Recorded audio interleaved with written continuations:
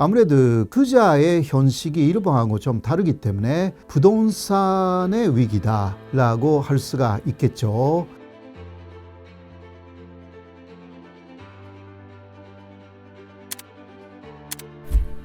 일본의 현재 경제적인 침체라는 것은 하루아침에 된 것은 아니고요. 바블이 붕괴되기 이전에는 엄청나게 포화스러운 그러한 경제적인 상황이 일본에서는 있었어요. 그것을 만든 것이 1985년 브라자 합의였습니다. 그때 갑자기 엔고가 되었어요. 미국의 여러 가지 면에서의 재정 적자라든가 무역 적자를 해소하기 위해서 일본하고의 환율을 인위적으로 사실 바꿔버린 거죠. 1년 만에 일본은 세계적인 부자가 됩니다. 왜냐하면 엔이 비싸니까 이제 일본 사람들이 해외에 나가서 해외의 여러 부동산을 사기도 하고 한때는 락페라 빌딩까지 일본 것이 되었습니다. 도쿄의 땅값이 미국 전체 땅값보다 비싸다. 일본 경제 상황이었습니다. 그러나 바블이 엄청나게 생겼기 때문에 이제 바블을 죽인다. 일본 중앙은행이 1990년쯤부터 1년 3개월에 걸쳐서 2.5%였던 금리 6%까지 올려버렸습니다. 그러니까 5년 전에는 어마어마한 부자가 됐는데 5년 후, 6년 후에는 갑작스러운 버블 붕괴로 굉장히 많은 사람들이 손실을 입었고 도산이 되는 회사들도 많아졌습니다. 그 이후에도 여러 가지 그 세계적인 경제의 문제들이 있었지 않습니까? 일본 내에서도 문제가 있었고요. 그렇기 때문에 회복을 못하게 현재까지 온 것이다.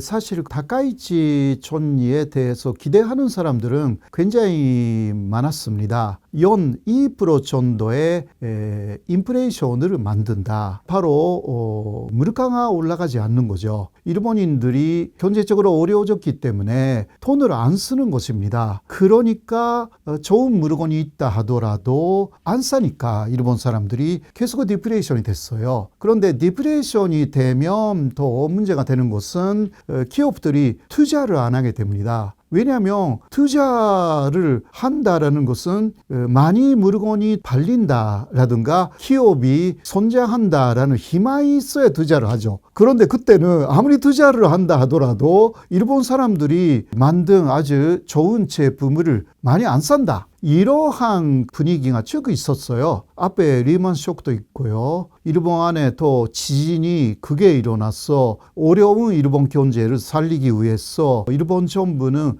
그 초금리로 금리를 낮췄어요. 기업의 입장으로서는 별로 노력을 하지 않아도 초금리로 굉장히 많은 돈을 빌릴 수가 있었습니다. 그래서 일본 경제가 엔저가 쭉 돼가지고 배원하지 못하게 된 것입니다. 그래서 앞에 이시바 정권에서는 조금씩 금리를 인상하겠다. 이런 식으로 경제 정책의 기조를 바꿨어요. 전문가들은 의문을 갖고 있습니다. 다카이치 정권이 돼가지고 높은 성장률을 보인다라고 촌리가 약속한다고 해도 그것을 믿는 전문가들은 없고요. 일본 경제는 1989년에 최고의 당시 주식 지수를 찍어내고 40년 정도 주식 자체도 올라가지 않았습니다. 지난해 4월쯤에 비로소 40년 이전에 최고 니케이 지수를 클리어한 것이고요. 그래서 일본 경제가 그렇게 쉬운 게 아니기 때문에 그 적극 재정파들하고 지금 그 건전 재정파들이 사실을 대립하고 있어요. 일본 안에서. 그러나 일본 은행 자체는 건전적인 그 재정을 하지 않으면 일본은 진짜 어떻게 될지 모른다. 이러한 이야기를 하고 싶은 거죠. 촌리가 그거 안 된다고 하니까 말을 못하는 그러한 상황, 이러지도 저러지도 못하는 상황이 사실 있습니다. 그리고 중국하고 대립하기 시작했잖아요. 다카이치 촌리가 대중국 발언을 취소, 철회 하느냐 안 한다고 말하고 있습니다. 그러니까 중국 경제는 이제 회복하기가 어렵습니다. 이러한 상황에서 일본 경제가 앞으로 괜찮은지 쉽게 볼 그러한 상황이 아닙니다. 세계적으로도 그러한 분들이 있습니다. 오바마 때 역시 굉장히 많이 달러화를 찍어내고 일시적으로는 미국의 위기를 구제하기는 했습니다. 그러나 몇 년간 하지 않았습니다. 계속하면 문제가 되는 거죠. 국채라는 것은 발행하여서 돈을 그냥 빌리는 거 아닙니까? 원금하고 이자를 갚아야 돼요. 네, 이 부담이 많아지면 국가적으로 엄청난 부담이 됩니다. 그것으로 잘못 생각하여서 망한 나라들은 꽤 있습니다. 일본이 부자는 망해도 3년 간다라는 그러한 이야기이기 때문에 아직은 괜찮다 하고 있다 하더라도 일본 재무부죠. 굉장히 걱정을 하고 있는 거죠. 그런데 역사를 보면 짧은 기간은 옳다라고 할 수가 있는데 아베노믹스로 10년 해가지고 실패했다. 그런데 다시 적극적으로 나선다.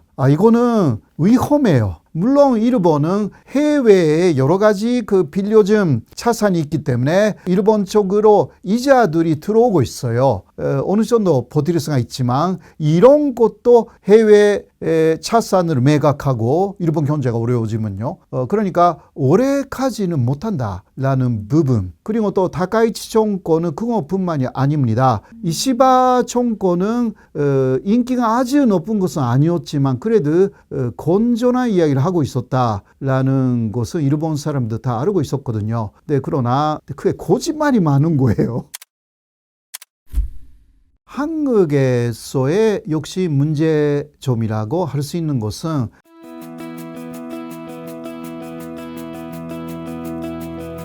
아무래도 투자의 현식이 일본하고 좀 다르기 때문에 부동산의 위기다라고 할 수가 있겠죠.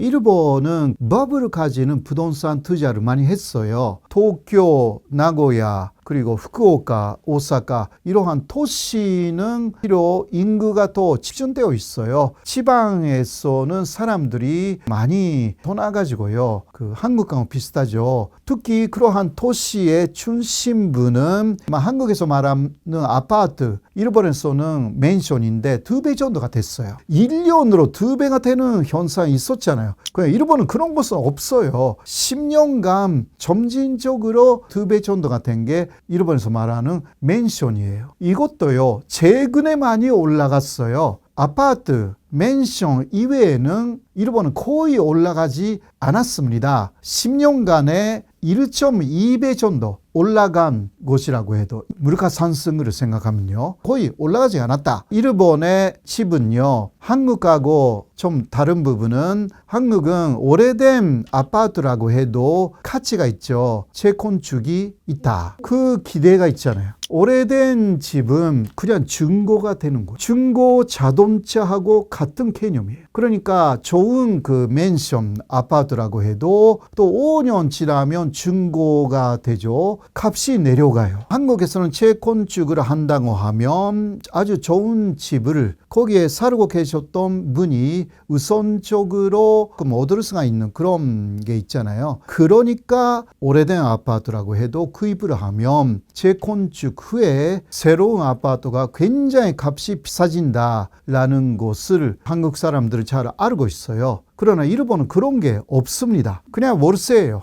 버블의 시기는 1985년 또 시작됐죠. 그때 일본에 신화가 있었습니다. 부동산이 떨어진다라는 그러한 그림은 없었습니다. 물론 그것이 91년에 붕괴되었어요. 일본인들의 꿈도 붕괴되고요. 어마어마한 손해를 본 사람들도 굉장히 많았습니다. 어떤 배우는 TV에 나와서 울으면서 이야기를 한 거 제가 기억을 합니다. 토지라든가 주식으로 1,000억 이상 벌었어요. 그 다음 버블이 붕괴돼가지고요. 2,000억 5억 엔의 손실이 발생해버렸어요. 그게 하나의 상징적인 사건이었어요. 그런 분들이 너무너무 많았던 거예요. 당시 한때는 엄청나게 벌었는데, 그러니까 계속 벌 수 있다고 계속 투자했어. 은행에서 너무 싼 이자로 많이 대출을 해주니까 그 대출을 받았는데 어느 날 갑자기 그 대출 이자가 많아졌어요. 금리를 왜냐면 2.5%에서 6%까지 올려버렸으니까 이거는 기가 막힌 거죠. 이자도 어려워지고 사람들이 계속 내놓아가지고 부동산 값이 폭락합니다. 그때부터 일본에서는요, 너무나 많은 부채가 생겼기 때문에 자살의 명소 많이 생겼어요, 일본. 그때. 그 이후 일본이 책임을 져야 되겠다라고 하여서 불량 채권이라고 하잖아요. 그런 것을 일본 정부가 사들이고